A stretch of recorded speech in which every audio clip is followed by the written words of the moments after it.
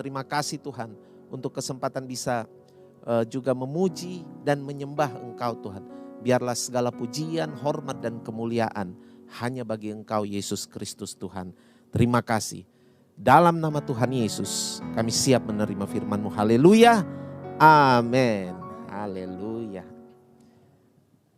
Shalom semuanya. Shalom. Buat yang di sini dan yang di rumah, selamat beribadah. Haleluya.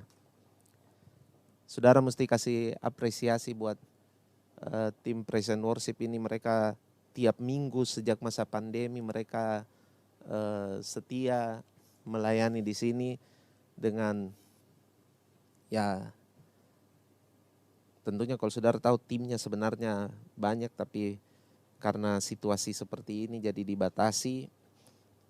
Ya kita mesti kasih apresiasi buat mereka yang setiap minggu mereka standby di sini. Di saat orang yang masih takut-takut untuk dan memang bukan juga takut-takut ya, tapi memang peraturannya waktu itu kita di lockdown juga, tapi mereka sudah setia ada di sini melayani Tuhan, dan juga tentunya saudara juga pastinya diberkati. Ya, apresiasi buat mereka yang setia sekali di sini. Baik, ini bisa jadi sini whiteboardnya. Maksudnya saya bisa pergi ke sini. Tidak apa-apa kameramen, kamera girl, asik. Tidak apa-apa, biar di situ. Biar saya jalan-jalan di situ. Ya. Soalnya seperti saya suka bilang sama saudara, salah satu derita di masa pandemi ini adalah kita berkhotbah di satu titik. Gitu. Jadi senang juga kalau bisa hilir mudik. Baik Bapak Ibu, hari ini saya akan membahas pada saudara tentang apa yang disebut sebagai pengalihan, distraction. Tahukah saudara bahwa yang namanya pengalihan itu, untuk membuat saya dan saudara teralih, itu tidak dibutuhkan waktu yang sangat panjang untuk membuat kita teralih.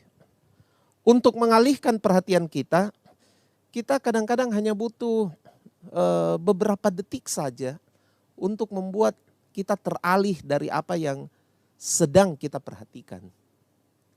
Apa yang sedang kita fokus. Itu cuma butuh beberapa detik saja.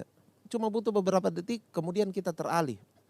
Nah, masalah dari teralih ini adalah kalau memang dia cuma berlangsung hanya beberapa detik, seperti pengalihan itu terjadi, tidak apa-apa.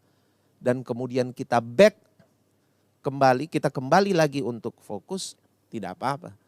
Tapi masalahnya adalah kita seringkali teralih for good. Teralih dan betul-betul kita kemudian berpindah fokus, berpindah tujuan.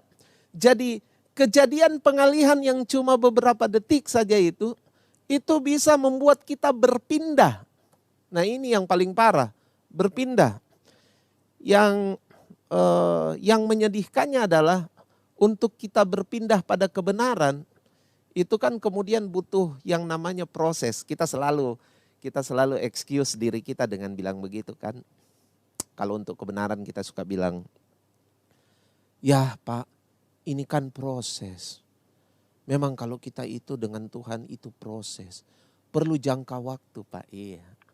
Tapi saudara yang herannya, untuk sesuatu di luar firman Tuhan, kita terbanyak tidak membutuhkan waktu yang saya sebut proses itu tadi.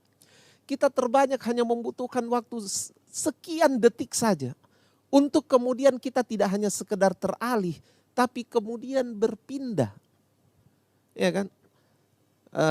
Saya selalu ingat dengan pernyataan ini bahwa untuk membuat orang itu tidak perlu bikin seminar untuk mendengar suara setan. Tidak perlu. Seminar mendengar suara Tuhan mungkin banyak ya. Tapi kalau mendengar suara setan itu tidak perlu bikin seminar. Saudara lempar uang saja, orang semua datang ke uang. Oh, tidak perlu dengar bilang, apakah ini benar-benar Tuhan? Nah, begitu ke saudara lempar uang langsung orang semua datang situ. Selesai. Gitu. Jadi tidak perlu apa? Tidak perlu seminar-seminar khusus untuk dengar yang tidak benar. Nah, sekarang saya kasih dasar pemikirannya dulu. Kenapa kita bahas Kenapa kita bahas distraction? Apa tujuan hidup saudara? Apa tujuan saudara? Nah, ini dulu. Kita punya tujuan apa? Terbanyak kita kalau membahas tujuan itu, kita selalu membahas yang saya sebut sebagai sub dari tujuan. Kita selalu bahas subnya tujuan. Tapi kita bahas dulu apa tujuan. Sebenarnya tujuan itu, tujuan untuk orang yang beriman kepada Yesus Kristus itu, tujuannya harusnya adalah pribadi Yesus dong. Ini tujuannya kita. Yesus itu harus menjadi tujuan utamanya kita. Pribadi Yesus itu harus jadi tujuan utamanya kita. Nah, terbanyak dari kita itu tidak berpikir bahwa tujuan kita Yesus. Kita berpikir bahwa tujuan kita adalah ini. Nah, sekarang kita lihat. Yesus itu adalah, di dalam Yesus ini, itu terkandung apa? Nah, ini yang kita suka ini. Nah, kita baca ayatnya lah. Kita baca ayatnya. Kenapa di dalam Yesus terkandung segala sesuatu? Matius 11. Ayat 27. Matius 11 ayatnya yang ke-27. Bagian A dibilang apa? Semua telah diserahkan kepadaku oleh Bapakku. Dan tidak seorang pun mengenal anak selain Bapa. Semua telah diserahkan. Jadi semua ini bicara apa? Segala sesuatu. Yohanes pasal 3. Yohanes pasal 3 ayat 35 kalau tidak salah. Coba. Yohanes pasal 5 ayat, ya. Ia adalah, Yohanes pasal 3 nak. Bapa mengasihi anak dan telah menyerahkan segala sesuatu kepadanya. Jadi Bapa telah mengasihi anak dan telah, anak itu apa? Yesus. Kemudian dibilang apa? Dia telah menyerahkan segala sesuatu. Jadi Yesus itu, dia memegang segala sesuatu. Dia memegang segala sesuatu. Tujuan kita harusnya Yesus. Nah, masalahnya begini saudara. Masalahnya adalah kita tertarik ke sini. Kita tidak pernah tertarik ke sini. Kita tidak tertarik sama Yesusnya. Tapi kita tertarik pada apa yang keluar dari Yesus. Segala sesuatu ini. Makanya kemudian jawaban-jawaban kita tentang tujuan selalu pada sub dari tujuan. Sub dari tujuan itu misalnya apa? Misalnya berkat. Misalnya apa lagi? Sukses. Misalnya apa lagi? Macam-macam lah. Ini sukses kayaknya sudah mewakili semua ya. Bahagia misalnya. Nah, kita kalau bicara tujuan, kita selalu bicara soal begini. Atau kita bicara cita-cita misalnya. Kita punya cita-cita apa begitu. Nah, kita berpikir bahwa ini tujuan kita. Kemudian kita drive hidup kita dengan hal ini. Kita motivasi hidup kita dengan hal ini. Kita menjadikan hidup ini sebagai landasan, sebagai dasar dari segala sesuatu yang kita mau lakukan. Tahukah saudara bahwa disinilah awal terjadinya distraction. Disinilah awal terjadinya pengalihan itu. Sebab kemudian kita teralih dari pribadi Yesus, kita lebih suka dengan Kita lebih suka dengan apa yang Yesus bisa perbuat untuk kita daripada kita mencintai pribadinya.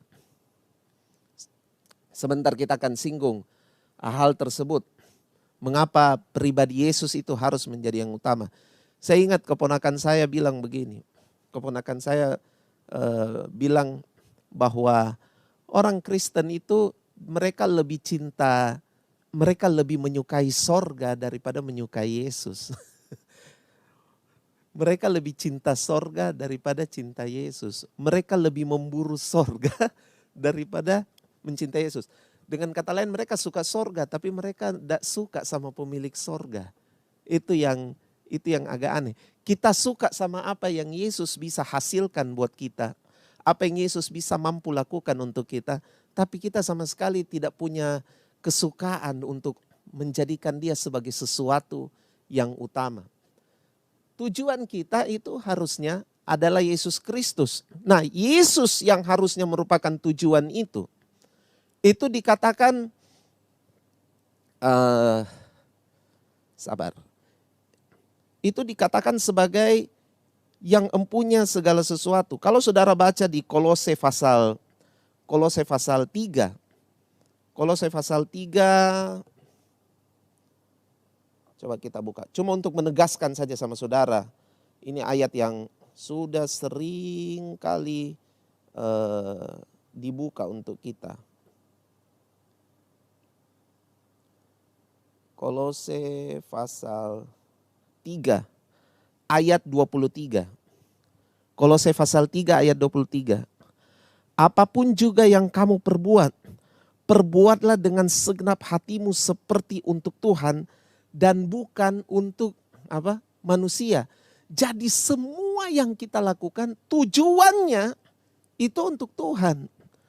Tujuan utamanya adalah untuk Tuhan. Nah, saya buka ayat ini cuma untuk menegaskan pada saudara bahwa tujuan kita harusnya Yesus. Tidak masalah apa yang saudara kerjakan. Selama yang saudara kerjakan itu halal dan tidak haram, maka semua yang saudara kerjakan harus punya tujuan, harus punya goal, itu adalah pribadi Yesus Kristus. Itu yang menjadi landasan utama. Ingat, bukan sab, tapi Yesus Kristus yang sebagai Yesus Kristus yang sebagai apa? Yesus Kristus yang sebagai tujuan utamanya. Nah, di dalam Yesus Kristus ini, itu kan kalau saudara baca 1 Korintus 13 ayat 13. Jadi 1 Korintus 13 ayat 13 itu bilang apa? Bahwa yang tinggal dalam kita adalah apa? Iman, atau saya pakai saja. Terlalu panjang Bella kalau bahasa ini. Apa? Faith, hope, love. Saya hapus saja dulu ini. Jadi di dalam Tuhan Yesus itu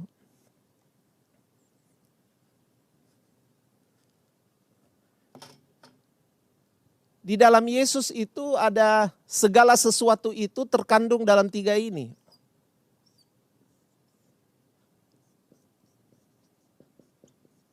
Faith, hope, love. Segala sesuatu yang datang dari Tuhan Yesus itu terkandung dalam ini. 1 Korintus 13 ayat 13 bilang bahwa itu sebenarnya ayat tentang kasih, tapi dia bilang apa? Demikianlah tinggal ketiga hal ini, yaitu iman, pengharapan, dan kasih. Jadi segala sesuatu yang keluar dari Tuhan Yesus itu terkandung, termanifestasi dalam iman, harap, dan kasih. Nah, iman dan pengharapan ini itu selalu drive kita pada tujuan utama, yaitu Yesus Kristus. Makanya saudara, tidak ada iman yang bilang begini. Nah, kita ini suka lacur dalam iman. Walaupun ini saudara mungkin pikir ini cuma kata-kata, Tapi sebenarnya saya sudah pernah bilang ini. Bahwa kita sering kalau berkata iman kita bilang gini. Saya beriman untuk sukses. Padahal enggak, harusnya bilang saya beriman kepada Tuhan Yesus bahwa saya pasti berhasil. Bahwa saya pasti sukses. Imannya harus tetap pada Yesus. Bukan iman kepada apa yang menjadi sab itu tadi. Nah, terbanyak dari kita selalu memperkatakan iman itu bukan kepada pribadi Yesus, tapi kita beriman pada sabnya. Kita beriman kepada sabnya itu tadi. Jadi kita bilang, saya beriman supaya saya dapat rumah baru. Saya beriman supaya saya dapat jodoh. Loh, masa iman ditujukan untuk hal yang remeh-temeh begitu? Iman itu tidak ditujukan pada hal itu. Iman itu selalu tidak akan beranjak. Tujuannya adalah pada pribadi Yesus. Makanya kita perlu hati-hati sekali. Saudara mungkin bilang gini, permainan kata-kata gitu Pak. Enggak. Kata-kata yang selalu kita bilang itu akan jadi paradigma. Nah kalau dia sudah jadi paradigma, ya sudah. Saudara akan berpikir bahwa memang begitu cara kerjanya. Berapa banyak dari kita yang terlalu biasa untuk bilang bahwa, oh saya beriman untuk sukses, saya beriman untuk berhasil. Kemudian kita tidak menyadari bahwa itu menjadi sebuah pola dalam pikiran kita dan kemudian itu menjadi perjalanan iman kita. Bahwa iman kita hanya ditujukan pada sab dari tujuan tapi tidak mengarah pada tujuan yang sebenarnya.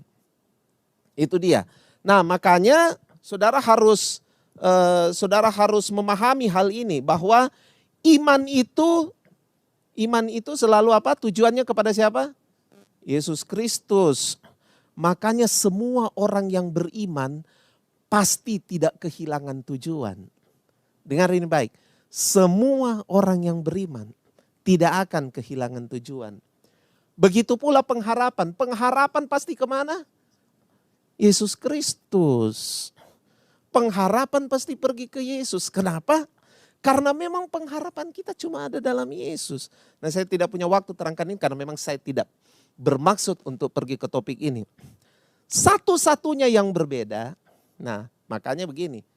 Saya sengaja panah ke atas, lalu kemudian saya tarik panah ke sini. Saudara bilang, ih bercabang ki, enggak. Karena 1 Yohanes pasal 4 bilang apa?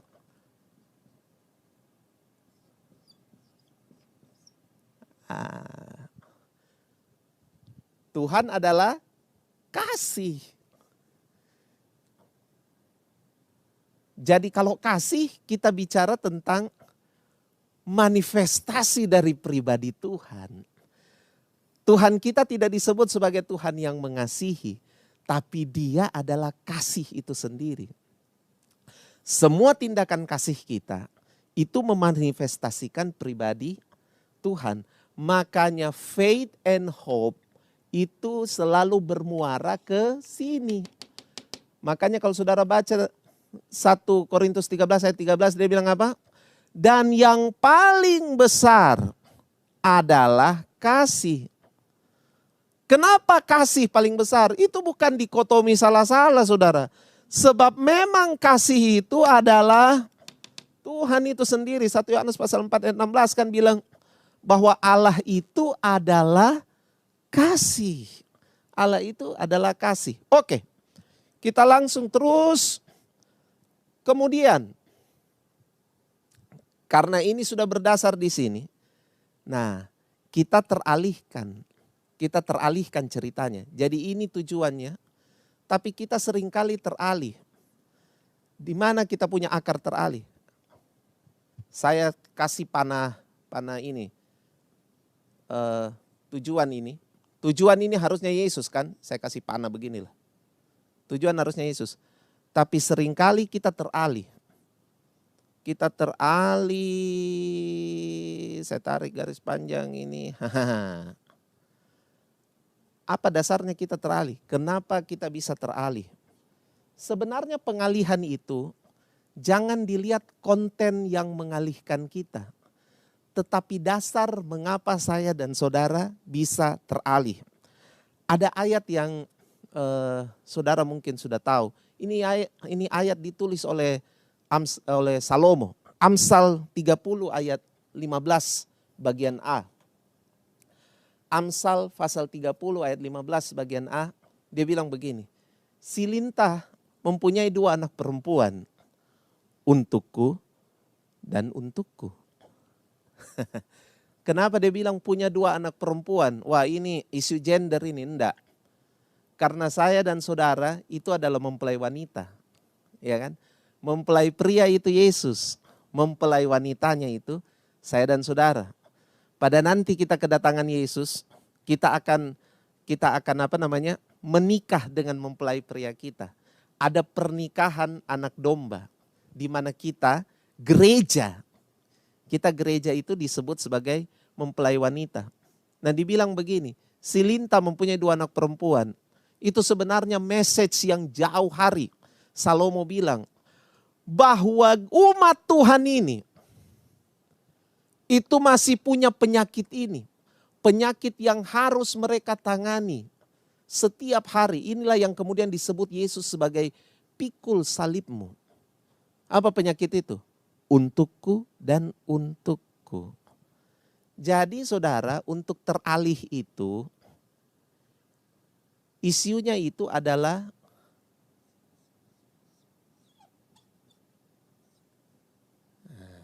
ini. Selama masih untukku dan untukku, saudara akan gampang teralih. Saya ulang lagi. Selama fokus kita masih untukku dan untukku, maka kita gampang teralih. Tahukah saudara modus iblis, modusnya iblis untuk membuat orang menyembah kepada dia? Iblis itu cerdik, saudara. Iblis itu cerdik. Iblis itu kalau dia mau tarik kita, dia tidak pernah tarik langsung ke dirinya dia. Tidak pernah. Karena dia tahu kalau langsung ke dirinya kita pasti akan tolak. Nah, caranya iblis itu luar biasa. Dia tarik kita kepada apa yang aku. Dia tarik kita kepada apa yang berbau aku, apa yang aku sukai, apa yang aku tertarik, apa yang aku inginkan. Waktu dia tarik ke situ dan kemudian menjauhkan kita dari fokus kita yang sebenarnya. Di situ dia ambil bagian. Di situ dia ikutan nongol. Dia ikutan nongol sehingga kemudian lama-kelamaan kita akhirnya fokus pada apa, bukan lagi aku, tapi apa yang dia inginkan. Jadi iblis selalu menarik perhatian kita dengan apa? Dia sodorkan apa? Aku dulu. Dia sodorkan aku dulu. Aku. Dia ganti dan Tuhan. Makanya waktu kejatuhan manusia pertama kali dalam dosa. Apa yang iblis tawarkan pada Hawa? Iblis bilang apa sama Hawa? Iblis bilang gini. Kalau kamu makan buah itu, matamu akan terbuka dan kamu akan jadi seperti Tuhan. Matamu, kamu. Dia bilang semua tentang kamu akan begini, kamu akan begini. Kemudian dia bilang, kamu akan menjadi seperti Tuhan. Dan kemudian itu menjadi hasrat terbesar manusia. Mereka tidak mengejar menjadi seperti Tuhan di dalam karakternya. Tapi mereka mencoba menjadi seperti Tuhan di dalam ketuhanannya. Which is itu adalah sesuatu yang impossible. Tidak mungkin manusia bisa menggapai hal tersebut. Atau di dalam bahasa Makassar dibilang apa? Itu adalah pekerjaan jamang-jamang buku, saudara. Nah itu kalau dalam bahasa Eropanya begitu. Jadi itu adalah pekerjaan yang sia-sia. Tapi manusia kejar itu karena apa? Karena sudah teralih. Nah, setelah saudara teralih, menurut 1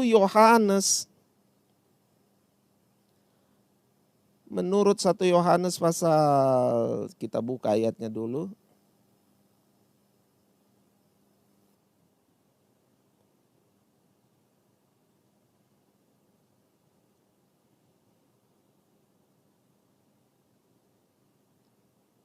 Menurut 1 Yohanes pasal 2 ayat 16. 1 Yohanes pasal 2 ayat 16.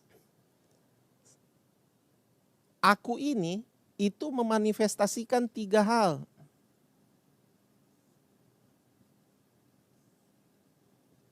Apa 3 hal itu? Sebab semua yang ada dalam dunia. Semua yang ada dalam dunia. Kalau kita bicara dunia, kita bicara sistem sebenarnya. Ya kan? Sistem. Sebuah sistem yang menggerakkan dunia ini. Nah, semua yang ada dalam dunia, apa itu? Keinginan. Daging. Lalu apa? Keinginan.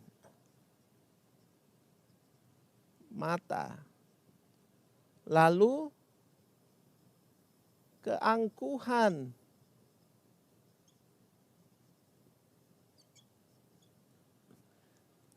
Keinginan daging, keinginan mata, keangkuhan hidup.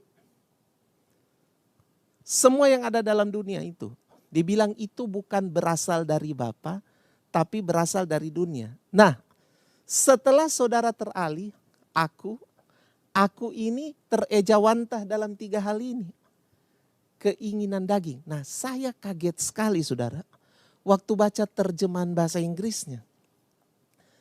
Kata keinginan dalam terjemahan bahasa Inggrisnya ini, itu tidak dibilang, kalau kita ini masih halus saudara. Ini masih dibilang keinginan ya.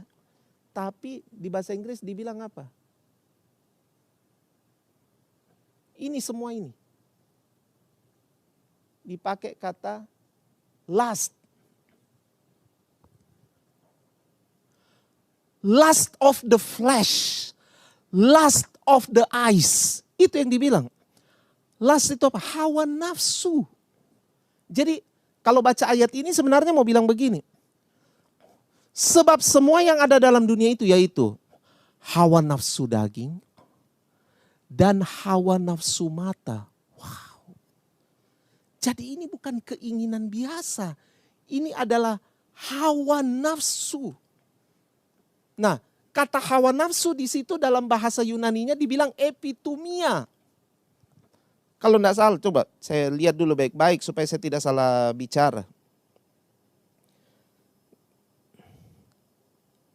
Kata hawa nafsu di situ dalam bahasa Indonesia, ya epitumia. Dikatakan di situ dipakai kata epitumia. Epitumia itu punya arti begini. Sebuah hasrat yang besar untuk melakukan apa yang terlarang. Jadi memang tujuannya adalah untuk melakukan hal-hal yang terlarang. Itu epitumia. Melakukan hal-hal yang terlarang. Jadi kerinduannya, hasratnya itu pada hal-hal yang terlarang. Wow. Bayangkan saudara, kalau saudara hanya berfokus pada untukku dan untukku, maka saudara dikuasai oleh hawa nafsu. Hawa nafsu.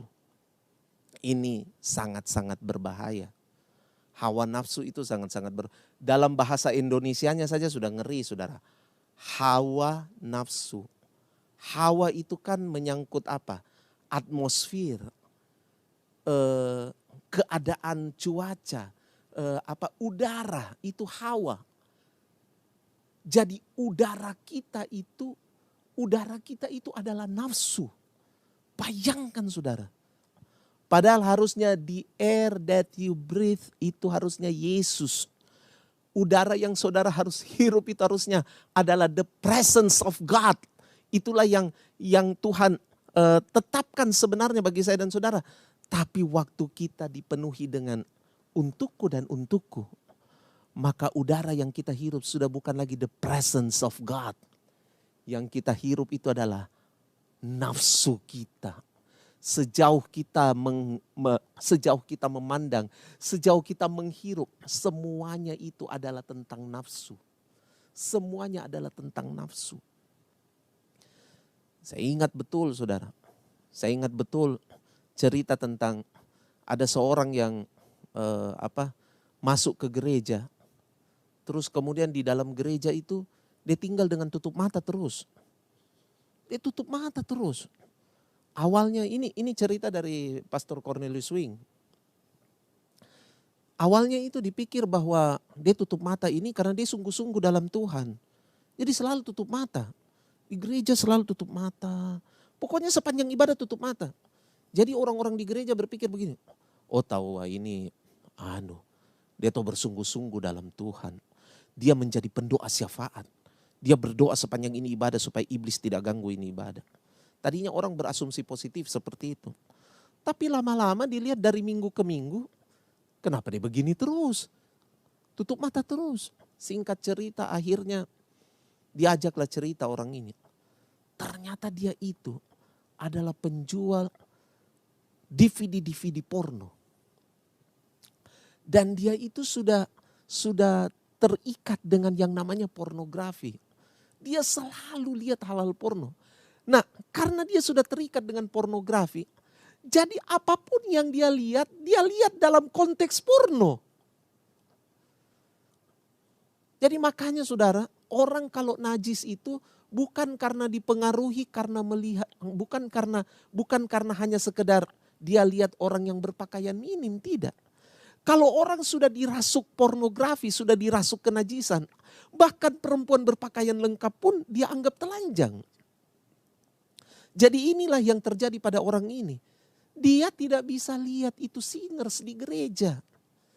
Karena singers kan rata-rata perempuan. Jadi karena dia mau jaga dia punya diri, dia tutup mata, dia tidak mau lihat. Karena kalau dia lihat dia punya bayangan lain. Dia punya bayangan itu ikatan saudara, bahaya. Ikatan mempengaruhi bahkan mata. Gila. Tidak mungkin kan singers di gereja pakai baju yang sangat minim. Semua singers di gereja pasti pakai baju yang sangat sopan. Dengan kain yang tidak ala kadarnya. Baju-baju yang sopan. Tapi dia itu melihat. Dia bilang gini, kalau saya lihat perempuan Pak, saya pasti lihat langsung. Saya pasti lihat dalam bayangan saya seperti itu. Wah, langsung dibilang ini sudah ikatan, dia didoakan.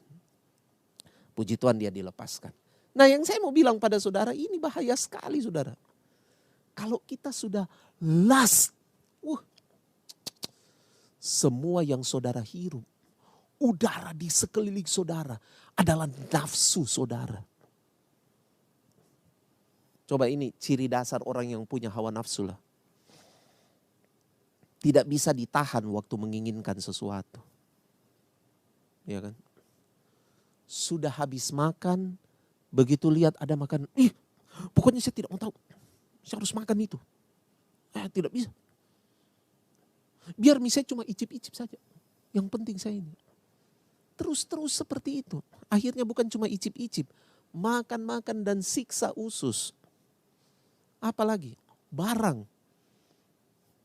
Sudah punya handphone. Sudah punya handphone merek terbaru. Begitu lihat handphone merek terbaru lagi. Langsung. Pokoknya saya harus punya ini. Pokoknya saya harus punya. Padahal lagi masa pandemi. Keuangan lagi seret. Tapi pokoknya saya harus punya. Atau lihat barang-barang terbaru. Langsung. Pokoknya saya harus punya. Itu hawa nafsu saudara. Itulah hawa nafsu. Nah sekarang kita bahas hal ini. Keinginan daging. Lust. Siapa contoh dari keinginan daging ini? Keinginan daging itu sebenarnya bicara ini loh saudara. Nah ini bicara apa dia itu? Dia bicara kepuasan. Orang yang dikuasai oleh hawa nafsu daging, dia pasti akan cari yang namanya apa? Satisfaction, kepuasan. Jadi tujuan utama dia adalah puas. Dia harus puas. Pokoknya segala sesuatu harus memuaskan dirinya. Siapa contoh itu? Saya ambil contoh Gehazi. Kalau saudara lihat kisahnya Gehazi di 2 Raja-Raja 5 ayat 20 sampai 27. Saya cerita saja. 2 Raja-Raja 5 ayat 20 sampai 27. Gehazi ini memang sudah lama tidak beres. Puncak ketidakberesannya adalah ketika Naaman datang. Naaman sembuh, Naaman kemudian mempersembahkan sesuatu buat Elisa. Elisa tolak. Elisa bilang jangan. Saya tidak mau terima apa-apa dari kamu. Ya. Itu jarang sekali ya sekarang ada hamba Tuhan yang begitu. Oh. Jangan, saya tidak mau terima apa-apa dari kamu. Silahkan kamu bawa saja kamu punya ini. Oh betulkah? Naaman sudah bujuk-bujuk tapi Elisa tetap pada pendiriannya. Tidak, kamu pergi. Lalu kemudian pergilah Naaman. Waktu Naaman pergi, saudara, kalau saudara baca ayat ini. Gehasi bilang begini. Ini dalam hatinya Gehasi, berpikirlah di Gehasi bujang Elisa. Sesungguhnya tuanku terlalu menyegani Naaman. Ya kalau saya mau terjemahkan bebas itu Gehasi bilang gini, sebenarnya ini tuanku ini terlalu tidak enak hati. Dia terlalu bagaimana nih? Mungkin karena ini Naaman ini orang besar jadi dia kayak tidak enak begitu. Jadi dia bilang begini, sesungguhnya tuanku terlalu menyegani Naaman orang Aram ini dengan tidak menerima persembahan yang dibawanya. Baru dia bilang, demi Tuhan yang hidup. Demi Tuhan lagi. Demi Tuhan yang hidup. Sesungguhnya aku akan berlari. Wow. Berlari, Bo. Berlari. Aku akan berlari mengejar dia. Dan akan menerima sesuatu daripadanya. Orang kalau sudah lust, kalau sudah hawa nafsu, dia bisa lari. Lari. Saudara bayangin, itu Naaman jalan dengan kereta. Dia sudah jalan lebih dulu. Tapi ini Gehasi karena dikuasai oleh lust. Gehasi bilang, biar dia jauh bagaimana lagi, saya kejar. Saya lari. Lari. Itu rela ngos-ngosan. Wow. Tapi bukankah begitu pekerjaan hawa nafsu? Mungkin kalau saudara dengar ini saudara bilang, kadang-kadang itu hawa nafsu positif juga Pak. Supaya kita ada ada semangat untuk mengejar. Ya, amin. Selama kepentingannya di sini Pak Bu, siapa yang tidak lari? Kita jarang lari, kita jarang mengejar. Kalau cuma ini Ji. Kalau di sini, sekarang saya tanya sama saudara, saya selalu kasih contoh ini. Kalau saudara sudah jalan, saudara sudah jalan tinggalkan rumah, kira-kira 5 kilometer begitu, 4-5 kilometer begitu. Saudara ingat, saudara lupa dompet atau saudara lupa HP. Itu bisa saja saudara, mati dompetku, HP-ku, saya lupa. Itu biar sudah 4 kilo lewat. Saudara putar balik. Saudara langsung melakukan apa yang Alkitab katakan. Berbalik. Nah itu kata berbalik itu kata luar biasa. Karena berbalik itu berarti sebuah perubahan yang terjadi dengan tiba-tiba dan cepat. Wah itu. Tapi coba saudara sudah jalan. Baru 1 kilo lewat di rumah. Tiba-tiba saudara ingat. Saya belum buka Alkitab. Saya belum merenung hari ini. Gampang jilah nanti. Tidak ada kepanikan. Pura-pura udah tahu lagi saudara. Tidak ada kepanikan. Kita tidak panik loh. Kalau kita tidak membaca firman Tuhan hari ini, kita tidak panik. Kita pikir, Tuhan kan penyembahan kan itu bisa dilakukan di mana saja. Di mobil juga kita bisa merenung firman. Iya kan? Kita tidak panik. Kita panik pada ini. Tapi kita tidak pernah panik sama ini. Waktu semua yang berkaitan dengan ini kita tenang-tenang. Bahkan seperti tidak tahu. Kita seperti tidak tahu. Apa ya? Kita tidak tahu. Tapi kalau ini. Oh Tuhan. Orang Makassar. Male. Kalau ini. Kalau ini Ji. Lari. Gehasi lari. Ayat 21 nak. Lalu Gehasi mengejar Naaman. Saya waktu renungkan ini ayat, saya cuma bayangkan itu Gehasi. Wow. Dialah. Coba saudara ambil waktu, saudara renungkan ini Gehasi. Luar biasa loh. Dia lari, dia kejar-kejar.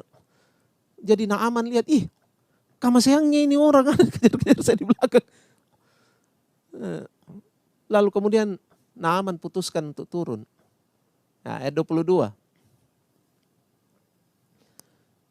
Nah, orang kalau sudah hawa nafsu Pak Bu, panjang akalnya. Kalau dalam bahasa musiknya itu dibilang jago sekali improvisasinya.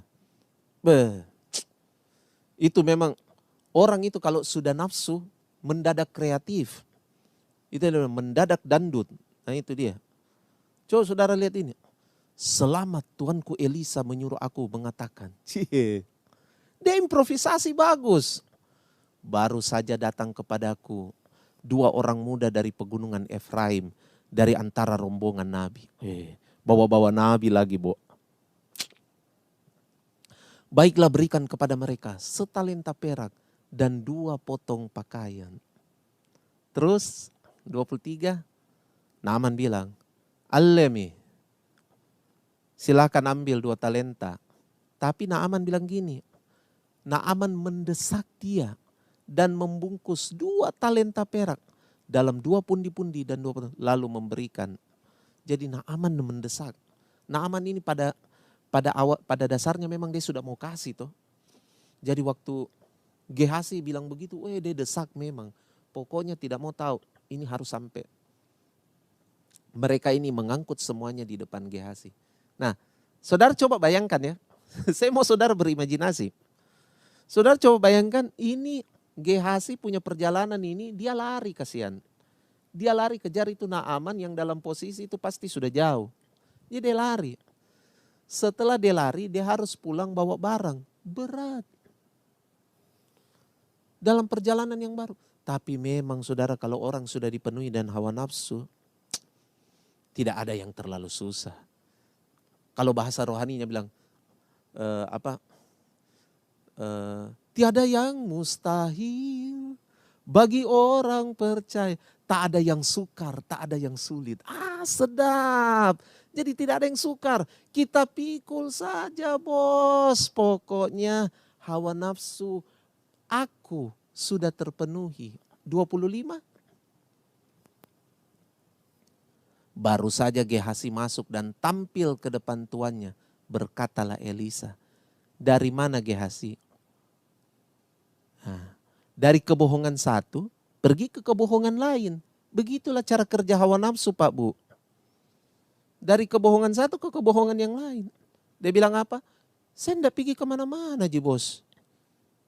Saya tidak pergi kemana-mana. Padahal habis, ya ampun. Sebenarnya ini Gehasi ini memang orang kalau sudah berbohong itu, dia sudah tidak bisa atur nih kadang-kadang. Saudara coba pikir, dia habis lari jauh ini. Dia habis lari jauh. Tiba-tiba dia sampai di rumah. Ya pastilah ada ngos-ngosan sedikit, pasti ada ini sedikit. Dia mau atur napas bagaimana kan tetap ketahuan. Habis berjuang kodong ini. Pasti Elisa juga kan tidak bodoh. Elisa, dari mana ini? Elisa langsung tanya. Dia bilang tidak kemana-mana. 26. Elisa bilang, wah ini kata ini. Saya waktu baca kata ini, saya rasa saya punya hati itu kayak, wah, bukankah hatiku ikut pergi?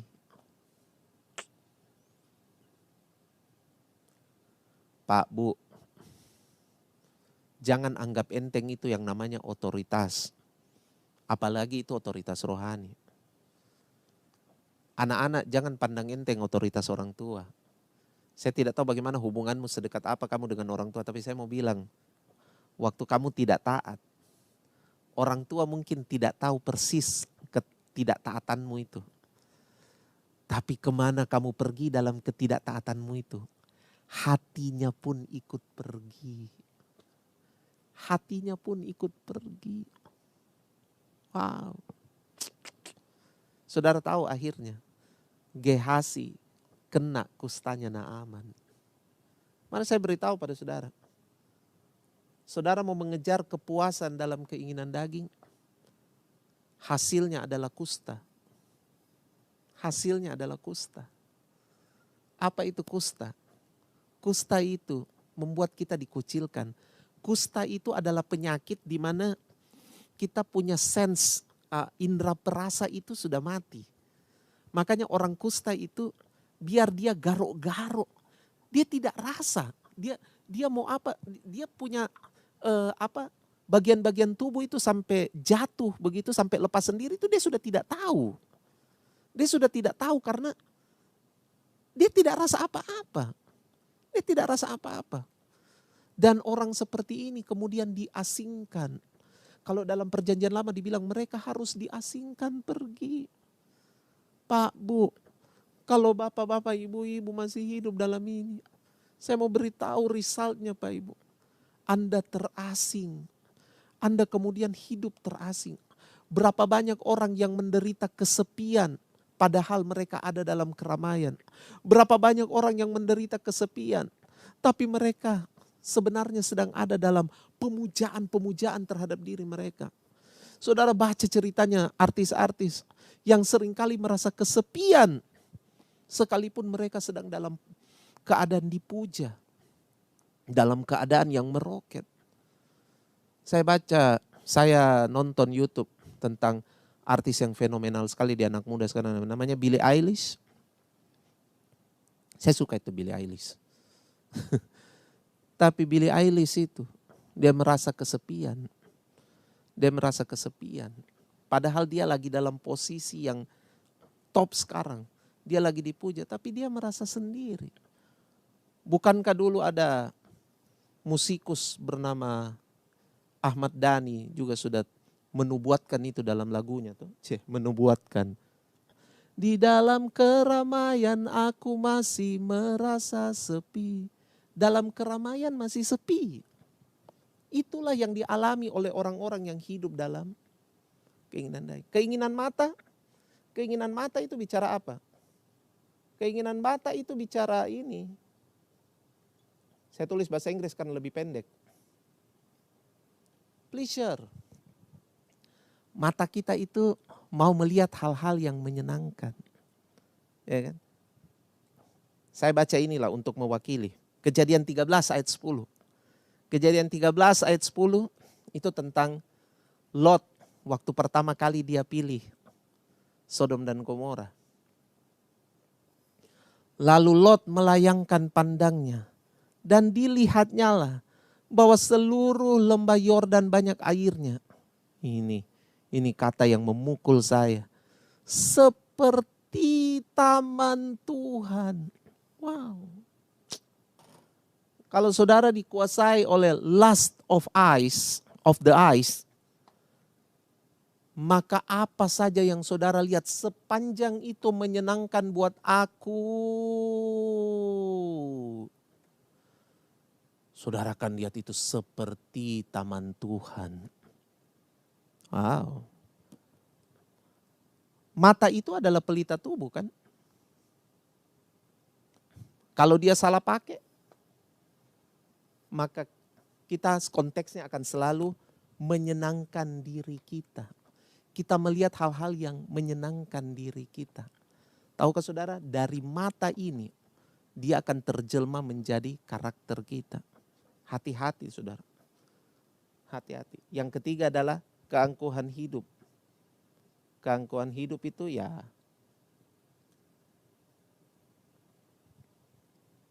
sombong.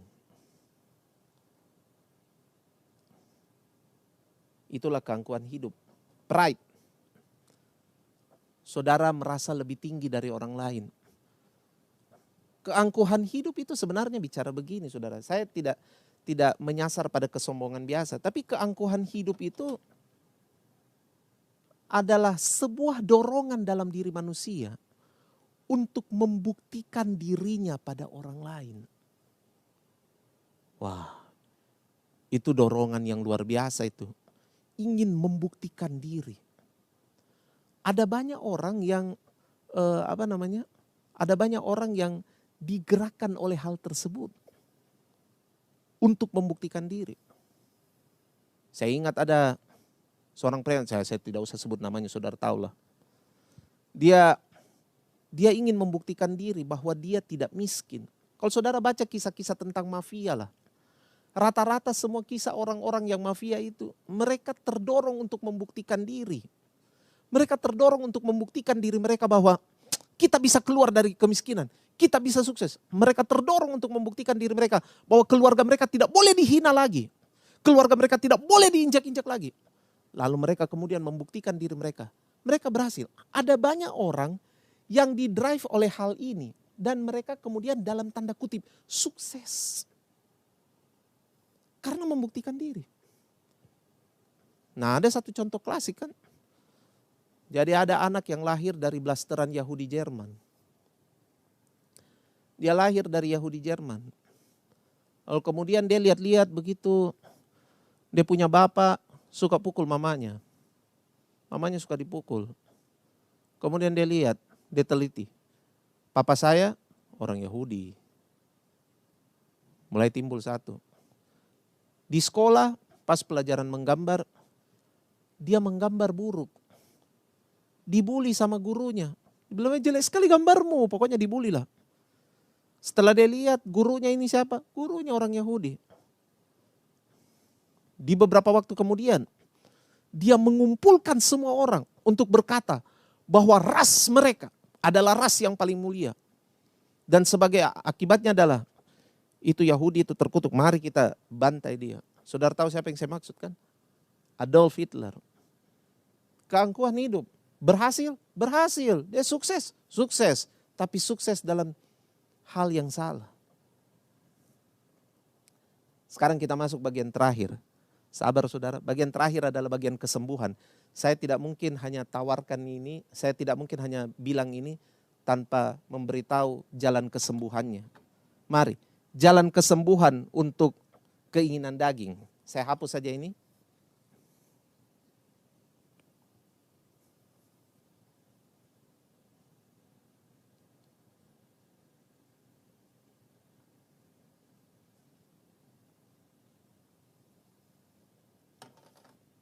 Jalan kesembuhan untuk keinginan daging.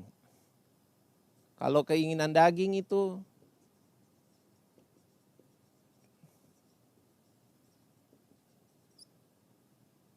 sembuh. Sembuh dengan apa? Saudara harus merasa puas dengan Tuhan. Saudara harus merasa puas dengan Tuhan. Bagaimana caranya supaya puas dengan Tuhan? Ini ayat klasik. Matius 6 ayat 33. Kepuasan dengan Tuhan dimulai dari ini.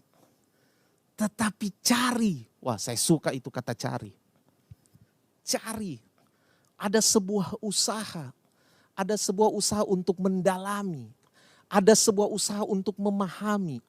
Ada sebuah usaha untuk digging deep. Menggali lebih dalam. Carilah dahulu pemerintahan Allah. Kerajaan itu kan soal pemerintahan Allah.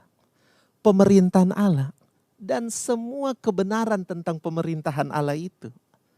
Cari, digging deep, gali dengan dalam. Orang dia bilang, maka semuanya itu akan ditambahkan. Wah, saya suka ini. Kata ditambahkan itu, itulah yang merujuk kepada satisfaction, kepada kepuasan yang hakiki itu. Wah. Bukankah ini yang disebut kepuasan? Ketika segala sesuatu itu ditambahkan. Bukan kita cari dan kejar lagi, tapi ditambahkan saudara. Yang kita tadi bahas itu sebagai sub dari tujuan, itu menjadi bagian-bagian yang ditambahkan. Dia bukan fokus. Yang sub itu bukan fokus. Sub itu bukan fokus, sub itu bukan fokus, bukan. Sab itu adalah bagian yang apa? Ditambahkan. Ditambah gitu. Cuma bagian yang ditambahkan. Tapi fokusnya adalah digging deep. Digging deep apa? Cari-cari, selidiki, pahami, kenali apa? Pemerintahan Allah. Dan kebenaran dari pemerintahan itu sendiri. Wow! Itu sumber kepuasan yang sejati, saudara. Itu sumber kepuasan yang sejati. Saudara kalau mau lebih memahami hal ini, baca kitab Mazmur. Wow, kitab Mazmur itu penuh dengan rasa puas kepada Allah. Yang lahir karena mendahulukan Tuhan. Bayangkan Daud bisa berkata bahwa di depan lawan-lawanku, Mazmur 23 dia bilang apa? Di depan lawanku Tuhan menyediakan hidangan. Waduh. Bayangkan Daud bisa berkata begini. Daud bisa berkata begini. Sekalipun ayah dan ibuku menolak aku, tapi engkau tidak pernah menolak aku. Itu rasa puas yang luar biasa.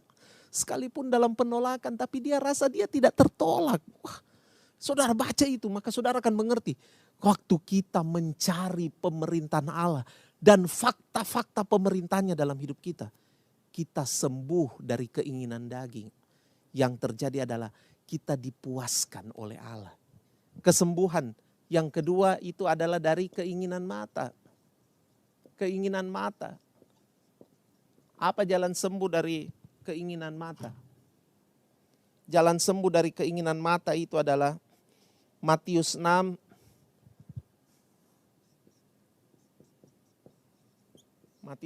ayat 22 sampai 23. Matius 6 ayat 22 sampai 23. Apa dibilang? Mata adalah pelita tubuh. Jika matamu baik, teranglah seluruh tubuhmu. Jika matamu jahat, gelaplah seluruh tubuhmu. Jadi jika terang yang ada padamu gelap, betapa gelapnya kegelapan itu. Siapakah yang menyembuhkan mata saudara? Kita butuh disembuhkan dengan apa? Terang. Tuhan Yesus berkata bahwa dia adalah terang dunia. Yesus berkata bahwa dia adalah terang dunia. Dihubungkan dengan tadi ini.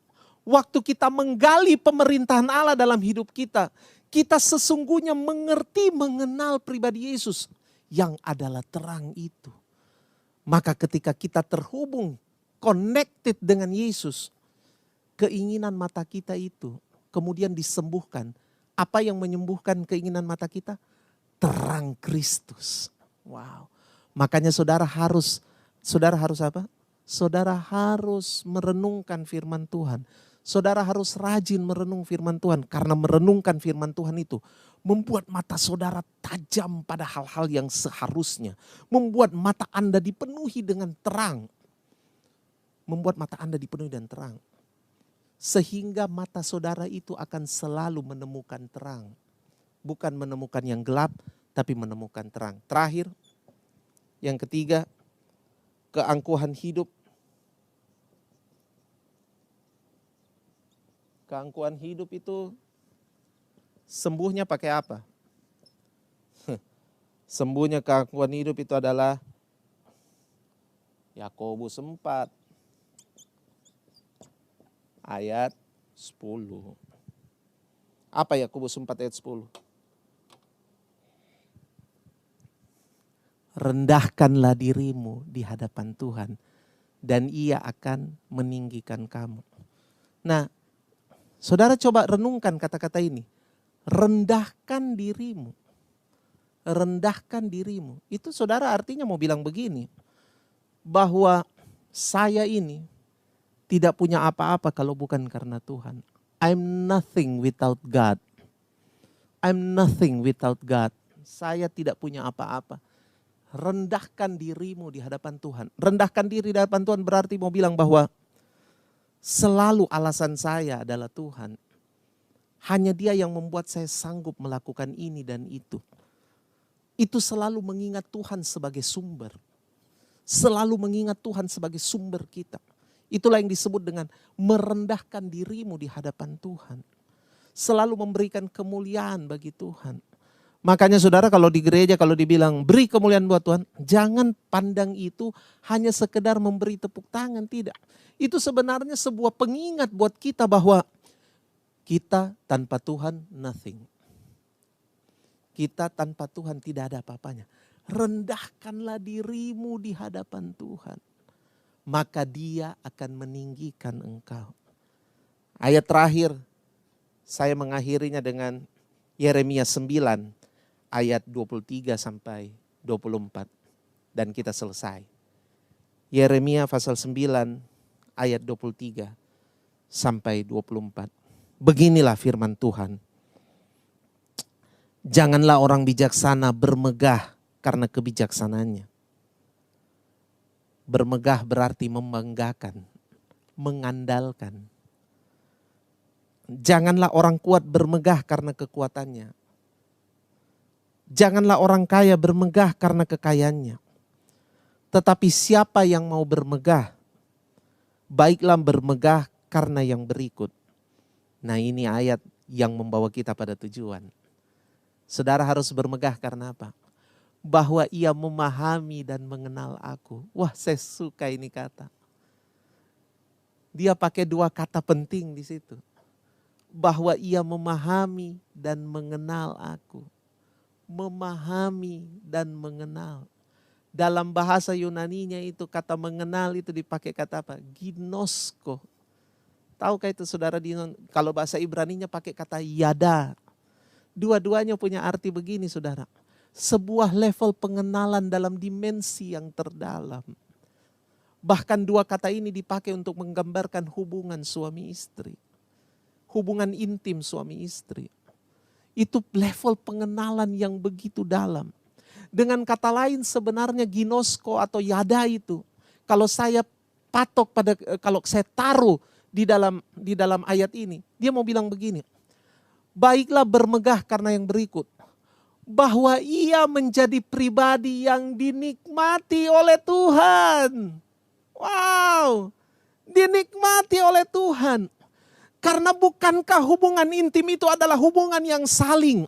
Di mana kita saling menikmati satu dengan yang lain.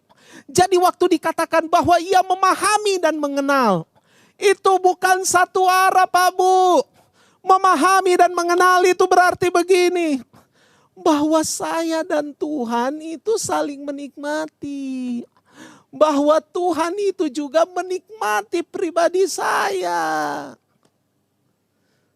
Dan semestinya itulah, padahal itulah kita bermegah.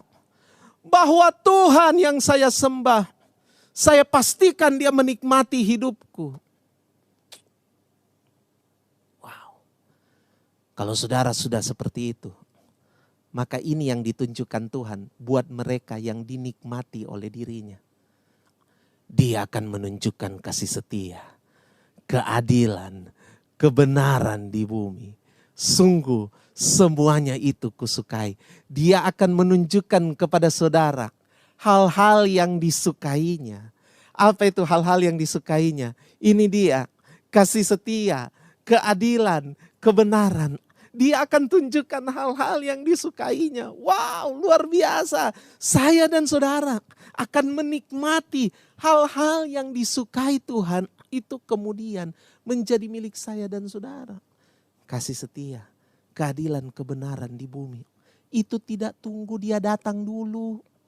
Itu sudah bisa saudara nikmati sekarang. Right now. Right now, sekarang saudara sudah bisa menikmati. Di bumi ini saudara bisa menikmati hal-hal yang disukai Tuhan. Dan He wanna share with you. Dia mau berbagi itu dengan kita. Kasih setia, keadilan, dan kebenaran di bumi. Tuhan Yesus memberkati kita semua. Haleluya, haleluya. Mari saya mau berdoa buat Bapak Ibu Saudara. Bapa dalam sorga, dalam nama Tuhan Yesus, pada akhirnya kami harus menyembuhkan diri kami dari semua kecenderungan-kecenderungan pada orientasi terhadap untukku dan untukku. Keinginan mata, keinginan daging, lust of the eyes, lust of the flesh, itu semua harus disembuhkan dari kami. diganti dengan terang Tuhan, diganti dengan rasa puas akan Engkau, diganti dengan kerendahan hati yang datang daripada Engkau.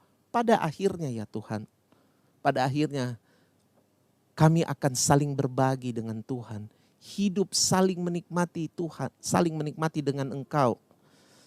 Dan Tuhan akan membagikan ketiga hal ini kepada kami. Kasih setia itu Tuhan bagi, Tuhan bagi atas hidup kami. Tuhan bagi kepada kami ya Tuhan. Kasih setia, keadilan dan kebenaran.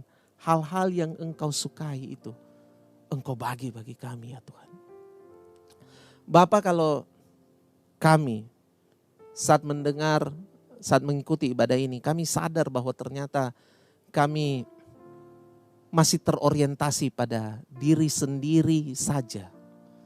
Sehingga tanpa sadar kami menemukan bahwa kami tanpa disadari ternyata berjalan tidak didrive oleh tujuan ilahi kepada pribadi Kristus, tetapi justru didrive kepada keinginan mata, keinginan daging dan keangkuhan hidup.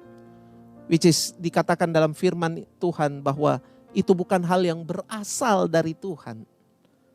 Tuhan, kami mohon, sembuhkan kami. Sembuhkan kami. Kembalikan kami untuk melihat tujuan ilahi yang sesungguhnya ya Tuhan. Kembalikan kami untuk melihat tujuan ilahi yang sesungguhnya, yaitu pribadi-Mu Kristus. Yaitu pribadi-Mu Kristus. Yaitu pribadi-Mu Kristus. Terima kasih ya Bapa dalam sorga. Terima kasih ya Tuhan. Kami bersyukur kepadamu. Tolong Tuhan, lawat kami semua ya Tuhan. Lawat kami semua untuk kemudian melihat bahwa hidup ini adalah tentang Engkau, untuk Engkau, dan bagi Engkau ya Tuhan. Hanya bagimu saja ya Tuhan. Hanya bagimu saja. Hanya bagimu saja. I love you. I love you. I love you, Jesus. I love you. I love you. I love you, Jesus. I worship you. I worship you. I worship you. I worship you, Jesus. I worship you. I worship you. I worship you. I worship you, Jesus.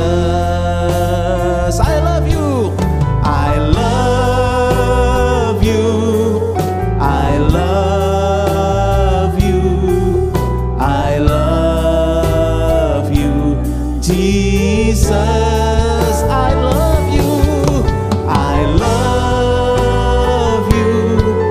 I love you. I love you, Jesus. I worship you.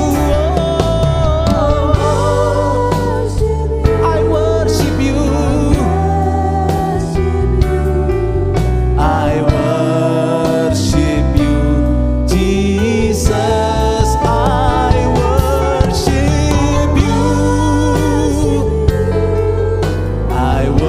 I worship you.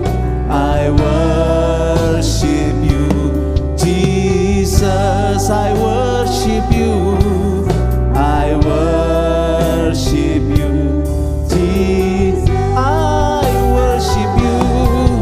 I worship you, Jesus.